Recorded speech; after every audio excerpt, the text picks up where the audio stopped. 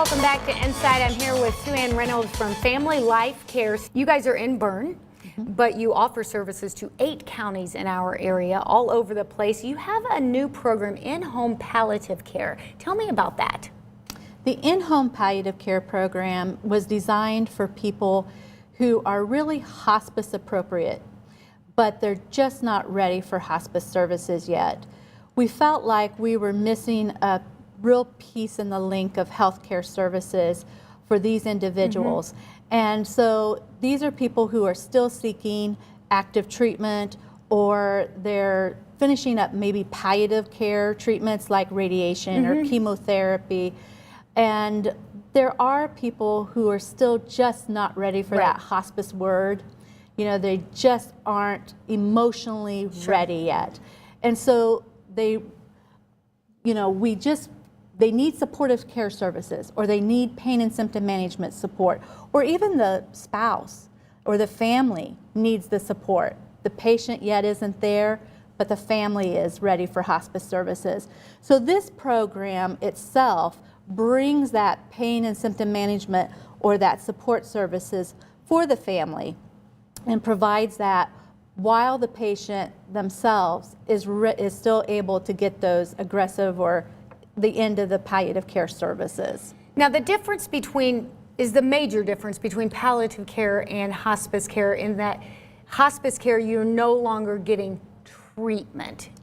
It is. That's one big significant thing. The other is that here we're using a home care benefit to pay for the services. And so there is some other differences in the sense that on hospice, the DME, the medications, those things are bundled in the reimbursement. So the hospice is paying for those things, where in the home care benefit with this in-home palliative, those things are still going to be billed to the specific payer. So you're not getting those things, you know, paid for by the hospice program. And so there's still going to be some money coming out of the patient's pocket, you know, like for co-pays and those things. So there's also some additional benefits for hospice for your team members too, that a patient would receive if they were on hospice versus the in-home, like a chaplain, volunteer services, which is huge for a family member, for like respite care, some additional homemaker services and things like that. And then also massage therapy, which is part of our hospice team. You wouldn't receive that if you weren't on hospice. And then the other thing too is that with home care, for some payers, you have to be homebound. I see. So like for Medicare Advantage plans, and some of your commercial plans, it depends on the payer, that you do have to be homebound. Medicaid, you do not. So that's the drawback, because for hospice, you don't have to be homebound at all.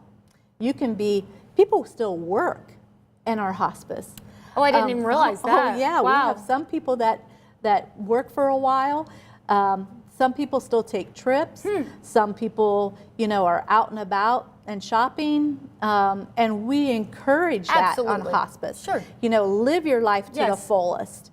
But that can be some of the drawbacks in the in-home palliative. So, you know, there's give and take.